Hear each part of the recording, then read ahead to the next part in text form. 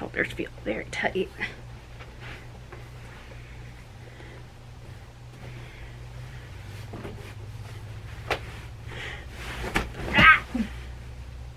Okay, that's better.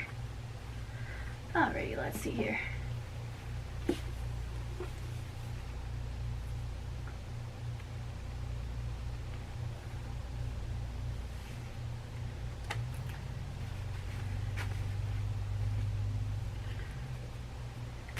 Jorinda and Jarnell.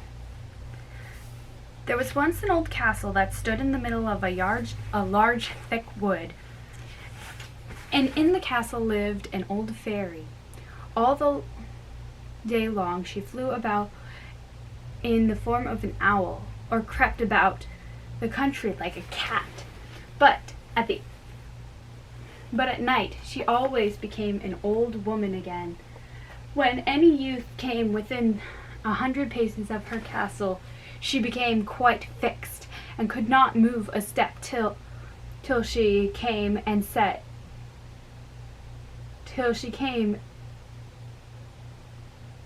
him free. But when any pretty maiden came within that distance, she was changed into a bird, and the fairy put her into a cage and hung her up in a chamber in the castle. There were 700 of these cages hanging in the castle, and all with beautiful birds in them. Now there was once a maiden whose name was Jorinda.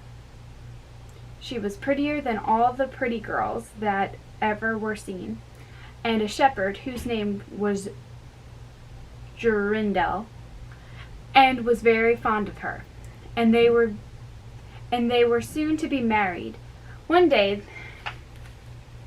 they went to walk in the wood, that they might be alone, and Jorindel said, "We must take care that we don't go too near the castle."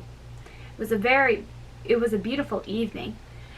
The last rays of the setting sun shone bright through the long stems of the trees upon the green underwood beneath, and the turtle doves sang plaintively from all the birches. Jordan sat down to gaze upon the sun. Jorindel sat by her side, and both felt sad. They know not why, but it seemed as if they were to be parted from one another forever. They had wandered a long way, and when they looked to see which way they should go home, they found themselves at a loss to know what path to take. The sun was setting fast, and already the half of his circle had disappeared behind the hill. Jorindel on a sudden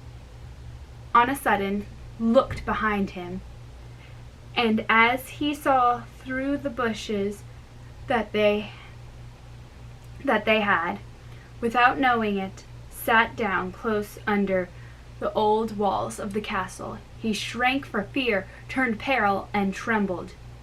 Jorinda was singing. The ringdove sang from the willow spray, well-a-day, well-a-day. He mourned for the fate of his lovely mate, well-a-day. The song ceased suddenly. Jorindel turned to see the reason, and beheld his Jorinda changed into a nightingale, so that her song ended with a mournful. An owl with fierce, fiery eyes flew 3 times around them, and 3 times screamed. Jorindel could not move. He stood fixed as a stone, and could neither weep nor speak, nor stir hand or foot. And now the sun went down. The gloomy night came. The owl flew into a bush, and the moment after the fairy came forth, pale and meager, with staring eyes, and a nose and a chin that almost met one another.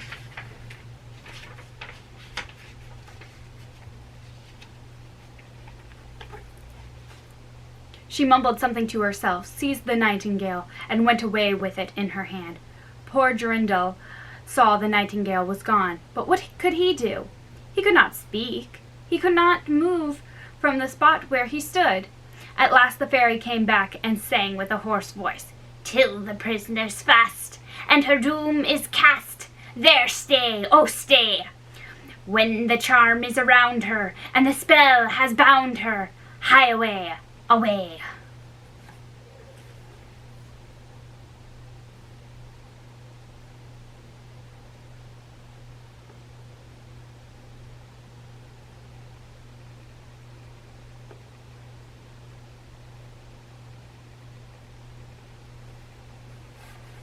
On a sudden, Jorindel found himself free.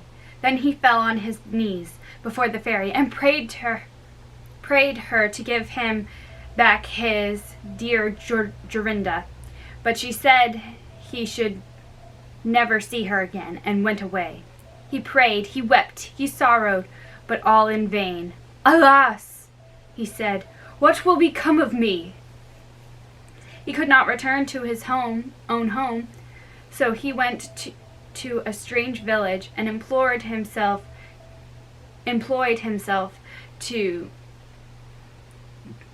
in keeping sheep.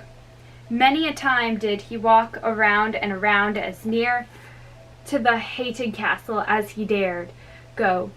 At last he dreamt one night that he found a beautiful purple flower, and in the middle of it lay a costly pearl, and he dreamt that he plucked the flower and went with it in his hand to the castle, and that everything he touched with it was disenchanted, and that he found his dear Jorinda again. In the morning, when he awoke, he began to search over hill and dale for this pretty flower, and 8 long days he sought for it in vain. But on the 9th day, early in the morning, he found the beautiful flower, and in the middle of it was a large dewdrop as big as a costly pearl. Then he plucked the flower and set out and traveled day and night till he came again to the castle. He walked nearer than 100 paces to it, and yet he did not become fixed as before, but found that he could go close up to the door. Jorindel was very glad to see this. He touched the door with the flower, and it sprang open, so that he went in through the court, and listened when he heard so many birds singing. At last he came to the chamber where the fairy sat with the 700 birds, singing in 700 cages. And when she saw Jorindel, she was very angry and screamed with rage, but she could not come within 2 yards of him, for the flower he held in his hand protected him. He looked around at the birds, but alas, there were many, many nightingales, and how then should he find his Jorinda? While he was thinking what to do, he observed that the fairy had taken down one of the cages, and was making her escape through the door. He ran or flew to her, touched the cage with the flower, and his Jorinda stood before him. She threw her arms around his neck and looked as beautiful as ever, as beautiful as when they walked together in the wood. Then he touched all the other birds with the flower, so that they resumed their old forms, and took his dear Jorinda home, where they lived happily ever after, where they lived happily together many years.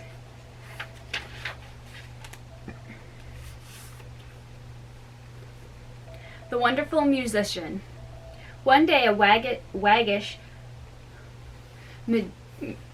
musician who played delightfully on the fiddle went rambling in the forest in a merry mood. Then he said to himself, "Time goes rather heavily on. I must find a companion." So he took up his fiddle and fiddled away till the wood resounded with his music. Presently came a wolf. Dear me,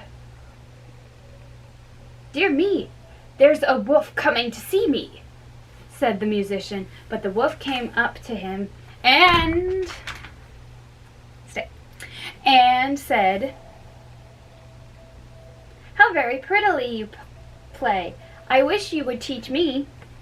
That is easily done, said the musician, if you will only do what I bid you. Yes, replied the wolf. I shall be a very apt scholar. So they went on a little way together and came at last to an old oak tree that was hollowed within, and a large crack in the middle of the trunk.